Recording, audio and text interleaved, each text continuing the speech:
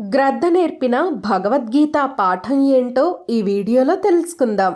గ్రద్ద జీవితకాలం సుమారు 30 సంవత్సరాలు.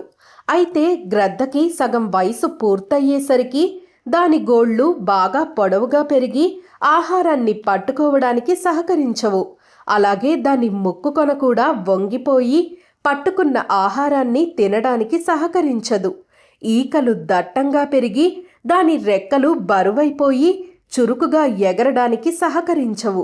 అయినా కూడా అది ఆ దుఃఖాన్ని దృఢ సంకల్పంతో ఎదుర్కొని తనని తాను కొత్తగా మార్చుకుంటుంది. మొదట అది అందుబాటులో ఉన్న ఒక ఎత్తైన కొండ గుహను దాని స్థావరంగా చేసుకుంటుంది. అక్కడ పెరిగిపోయిన తన ముక్కు కొనను కాలి గోళ్ల మధ్య పెట్టుకొని ఎంతో బాధ కలిగినా కూడా ఆ ముక్కును నెమ్మదిగా ఒలిచేసుకుంటుంది. ఇలా వదిలించుకున్న ముక్కు మళ్ళీ కొత్తగా పదునుగా పెరిగే వరకు ఎదురుచూస్తుంది. అలా పదునుగా పెరిగిన కొత్త ముక్కుతో అవసరాన్ని మించి పెరిగిన కాలిగోళ్లను వదిలించుకుంటుంది. ఇక కొత్త గోళ్లు పెరిగిన తరువాత వాటి సహాయంతో తన రెక్కలకు భారంగా ఉన్న బరువైన పాత ఈకలను పీకేస్తుంది. అలా బరువుగా ఉన్న తన రెక్కలను తేలికగా మార్చుకుంటుంది.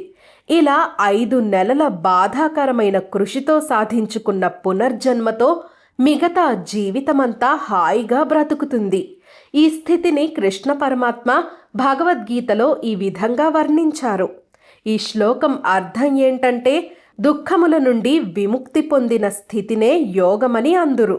ఈ యోగమును దృఢ సంకల్పముతో ఎలాంటి నిరాశావాదం మరియు అపనమ్మకం లేకుండా అభ్యాసం చేయవలెను. మనిషి జీవితంలో కూడా అలసట, అనారోగ్యం, చెడు అలవాట్లు, నిరాశ, నిస్పృహలు, రాగద్వేషాలు ఇవన్నీ దుఃఖబంధాలు.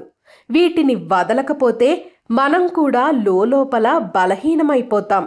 గ్రద్దలా మనం కూడా ధైర్యంగా ఆ బంధాలను తెంచుకోగలగాలి. కొత్త మార్పు కోసం సిద్ధంగా ఉండాలి. అందుకోసం పాత చెడు అలవాట్లను విడిచిపెట్టాలి. ధ్యాన సాధన చేయాలి.